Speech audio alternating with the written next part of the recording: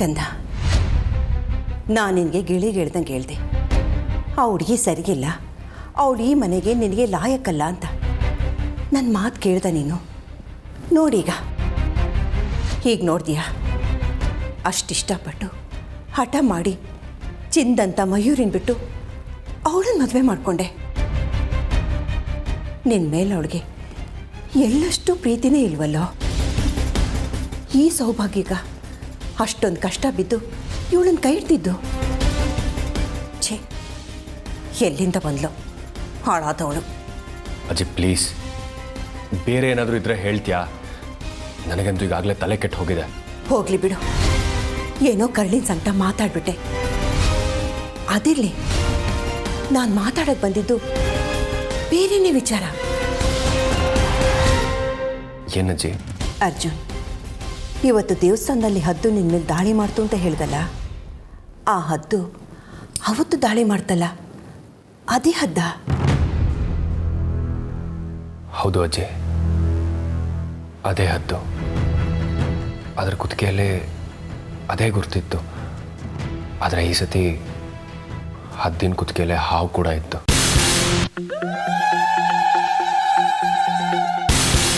ಇದನ್ನು ಕೇಳಿದ್ರೆ ನಂಬೋದಕ್ಕಾಗಲ್ಲ ಅಜ್ಜಿ, ನನಗೂ ನಂಬಕ್ಕಾಗಲಿಲ್ಲ. ಅಲ್ಲ, ಹದ್ದು ಹಾವು ಒಟ್ಟಿಗೆ ಇರೋದನ್ನ ಯಾರಾದರೂ ಕೇಳಿದಾರ ಅಥವಾ ನೋಡಿದಾರ? ಇದೆಲ್ಲ ಹೇಗೆ ಸಾಧ್ಯ ಅಜ್ಜಿ? ಹೇಳು ಅಜ್ಜಿ, ಇದೆಲ್ಲ ಹೇಗೆ ಸಾಧ್ಯ? ಹದ್ದು ಹಾವು ಒಟ್ಟಿಗೆ ಇದೆ ಅಂತಂದರೆ ಇದು ಪ್ರಕೃತಿಗೆ ವಿರುದ್ಧ ಅಲ್ವಾ? ಅಂಥದ್ರಲ್ಲೂ ಹೀಗಾಗಿದೆ ಅಂತಂದರೆ ಇದರಲ್ಲಿ ಏನೋ ಒಂದು ದೊಡ್ಡ ರಹಸ್ಯ ಇದೆ ಅಂತ ಅಲ್ವಾ? ಯಾರೋ ಬೇಕು ಅಂತಾನೆ ಈ ಹದ್ದನ್ನು ನನ್ನ ಮೇಲೆ ಬಿಟ್ಟಿದ್ದಾರೆ ಅಂತ ಅನ್ನಿಸ್ತಾ ಇಲ್ವಾ? ಅಲ್ಲ, ಈಗಿನ ಕಾಲದಲ್ಲೂ ಹೀಗೆಲ್ಲ ಆಗುತ್ತಾ ಅಜ್ಜಿ? ಒಂಥರ ಯಾವುದೋ ಫ್ಯಾಂಟಸಿ ಕತೆ ನಡೆದಾಗ ನಡೀತದೆ ನನ್ನ ಜೀವನದಲ್ಲಿ. ಏನೂ ಅರ್ಥ ಆಗ್ತಾ ಇಲ್ಲ.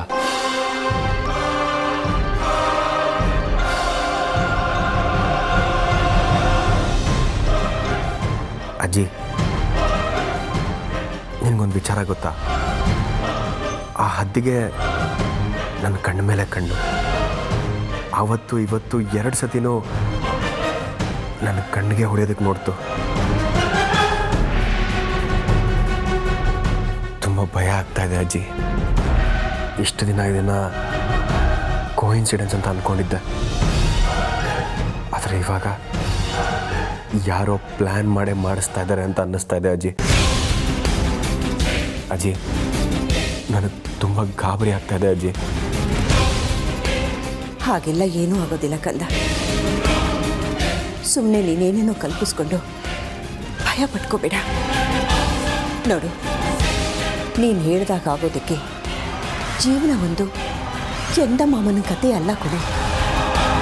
ಹುಚ್ಚ, ಈಗಿನ ಕಾಲದಲ್ಲೇ ಹಾಗೆಲ್ಲ ನಡೆಯೋದಕ್ಕೆ ಸಾಧ್ಯನಾ ಹೇಳು? ನೋಡು, ಮೊದಲು ಅದನ್ನೆಲ್ಲ ತಲೆಯಿಂದ ತೆಗೆದಾಕು. ಆರಾಮಾಗಿ ಮಲಿಕೊಂಡು ನಿದ್ದೆ ಮಾಡು, ಎಲ್ಲ ಒಳ್ಳೆಯದಾಗತ್ತೆ.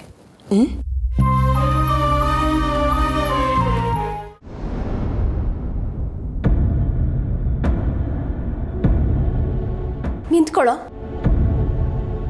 ಎಲ್ಲಿಗೆ ಹೋಗ್ತಾ ಇದೀಯ ನೀನು? ಅಮ್ಮ ಪ್ಲೀಸ್, ನನ್ನ ತಡಿಬೇಡ. ನನಗೆ ಇಲ್ಲಿ ಇರೋದಕ್ಕೆ ಇಷ್ಟ ಇಲ್ಲ. ಇವ್ರ ಮುಖ ನೋಡೋದಕ್ಕೂ ಇಷ್ಟ ಇಲ್ಲ. ನಾಲ್ಕು ಬಾರಿಸ್ತೀನಿ ನೋಡ್ ನಿನ್ಗೆ. ನಾನು ಆವಾಗ್ಲಿಂದ ನೋಡ್ತಾನೆ ಇದ್ದೀನಿ. ಇವಳೇನೋ ದೊಡ್ಡ ದ್ರೋಹ ಮಾಡಿರೋ ಥರ ನಡ್ಕೋತಾ ಇದೆಯಲ್ಲ ನೀನು. ಏನಾಗಿದೆ ನಿಂಗೆ? ಹೌದು, ಇವ್ರು ಮಾಡಿರೋದು ದೊಡ್ಡ ದ್ರೋಹ, ನಂಬಿಕೆ ದ್ರೋಹ. ನಾನಿಟ್ಟಿರೋ ಪ್ರೀತಿನ ಉಳಿಸ್ಕೊಳ್ದೆ ಮಾಡಿರೋ ದ್ರೋಹ. ನಾನು ಎಷ್ಟೇ ಪ್ರೀತಿ ಕೊಟ್ಟರು ಬದಲಾಗಿ ಹೆಜ್ಜೆ ಹೆಜ್ಜೆಗೂ ನನಗೆ ನೋವು ಕೊಡ್ತಾ ಮಾಡ್ತಿರೋ ದ್ರೋಹ. ಅಮ್ಮ ಪ್ಲೀಸ್, ಇದನ್ನೆಲ್ಲ ಅರ್ಥ ಮಾಡ್ಕೊಳಕ್ಕಾದ್ರೆ ಮಾಡ್ಕೊ, ಇಲ್ಲ ನನ್ನ ಪಾಡಿಗೆ ನನ್ನ ಬಿಟ್ಬಿಡು. ಸುಮ್ಮನೆ ಯಾರ್ದೋ ಪರ ವಹಿಸ್ಕೊಂಡು ಮಧ್ಯಸ್ಥಿಕೆ ಮಾಡೋದಕ್ಕೆ ಬರಬೇಡ. ಹೇ, ನಾನು ಯಾರ್ದೋ ಪರ ವಹಿಸ್ಕೊಂಡು ಬಂದಿಲ್ಲ ಇಲ್ಲಿ.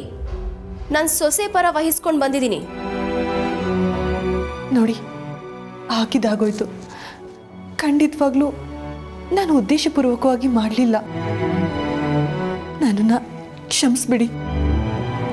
ಇದನ್ನು ಬೆಳೆಸ್ಕೊಂಡು ಹೋಗಬೇಡಿ, ಇದನ್ನ ಇಲ್ಲಿಗೆ ಬಿಟ್ಬಿಡಿ. ಓಹೋ, ಇವತ್ತು ಇಷ್ಟು ಉದ್ದ ಮಾತಾಡ್ತಾ ಕ್ಷಮೆ ಕೇಳ್ತಾ ಮನೆಯವ್ರ ಮುಂದೆ ಒಳ್ಳೆಯವರಾಗೋ ಬುದ್ಧಿ ಅವತ್ತು ನನಗೆ ಕಷ್ಟದಲ್ಲಿರ್ಬೇಕಾದ್ರೆ ಯಾಕ್ರಿ ಬರಲಿಲ್ಲ? ನೋಡಿ ಅಮೃತ ಅವರೇ, ನನಗೆ ನಿಮ್ಮ ಹತ್ರ ಮಾತಾಡೋದಕ್ಕೆ ಇಷ್ಟ ಇಲ್ಲ. ಆದಷ್ಟು ನನ್ನಿಂದ ದೂರ ಇರಿ. ಅದರಿಂದ ನಿಮಗೂ ಒಳ್ಳೇದು, ನನಗೂ ಒಳ್ಳೇದು.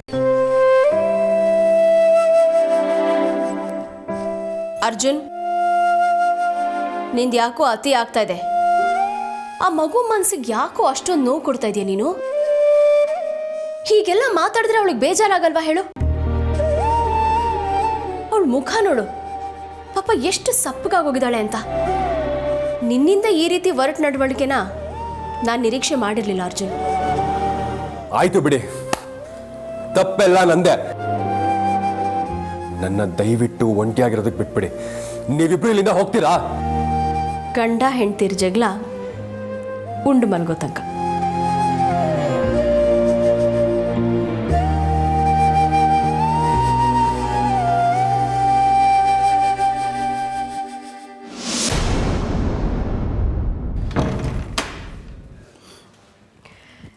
ಗಂಡ ಹೆಂಡ್ತಿರ್ ಜಗಳ ಉಂಡು ಮಲ್ಗೋ ತನಕ.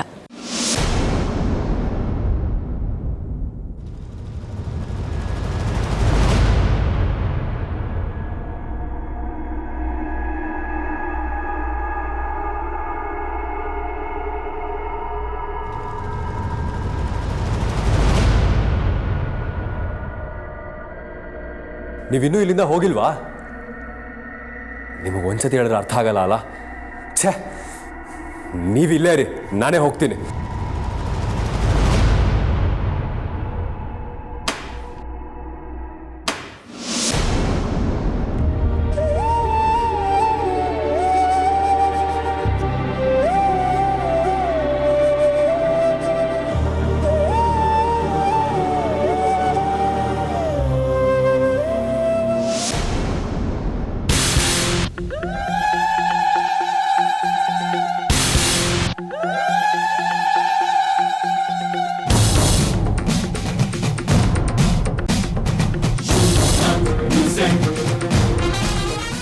ಹೌದು ಅಜ್ಜಿ, ಅದೇ ಹದ್ದು.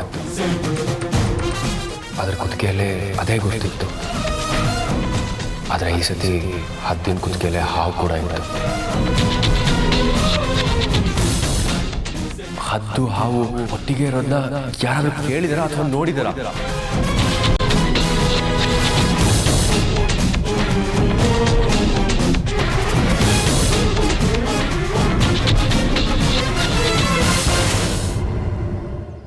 ಅಂದ್ರೆ ಅರ್ಜುನ್ ಹೇಳ್ದ ಹಾಗೆ ಕರಡ ಮತ್ತು ನಾಗ ಒಟ್ಟಿಗೆ ಅವನ ಮೇಲೆ ದಾಳಿ ಮಾಡಿದ್ವಾ? ಅಂದ್ರೆ ಕರಡ ಮತ್ತು ನಾಗ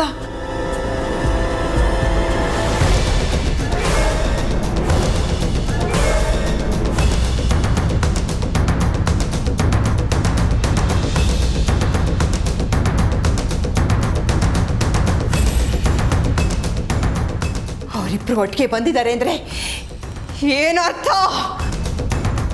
ಯಾರನ್ನ ಕಂಡುಹಿಡಿಬೇಕು ಅಂತ ಬಂದಿದ್ದಾರೆ? ಅರ್ಥ ಆಗ್ತಿಲ್ವಲ್ಲ, ಅರ್ಥ ಆಗ್ತಿಲ್ವಲ್ಲ.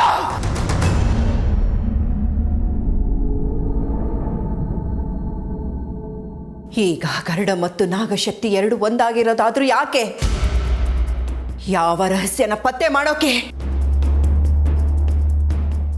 ಯಾವ ಶಕ್ತಿಗಳು ಒಂದಾದ್ರೂ ಅರ್ಜುನನ್ನ ಏನು ಮಾಡೋಕ್ಕಾಗಲ್ಲ ಅಂತ ಗೊತ್ತಿಲ್ಲದೆ. ಏನಿಲ್ಲ ಬಾವ, ನನಗೊಂದಿಷ್ಟು ಮಾವಿನಕಾಯಿ, ಒಂದು ಸ್ವಲ್ಪ ಹುಣಸೆಕಾಯಿ, ಒಂದು ಅರ್ಧ kg ಮೈಸೂರು ಪಾಕು, ಹಾಗೆ ಕೆಮ್ಮಣ್ಣು, ಹೂವು ಹಣ್ಣು ಇದೆಲ್ಲ ಬೇಕಾಗಿತ್ತು. ಹೂವು ಹಣ್ಣು ಓಕೆ, ಕೆಮ್ಮಣ್ಣುಂಡೆ ಯಾಕೆ? ಆಮೇಲೆ ಯಾಕೆ ಅಂತ ಹೇಳ್ತೀನಿ. ಪ್ರಪಂಚ ಈಗಲೂ ಒಳ್ಳೆ ಮಾತಿಂದ ಹೇಳ್ತಾ ಇದ್ದೀನಿ. ಅರ್ಜುನ್ಗೆ 25 ವರ್ಷ ತುಂಬಿದ ಹಾಗೆ ನಾನೇ ಅವನ್ನ ಕರ್ಕೊಂಡು ಬರ್ತೀನಿ.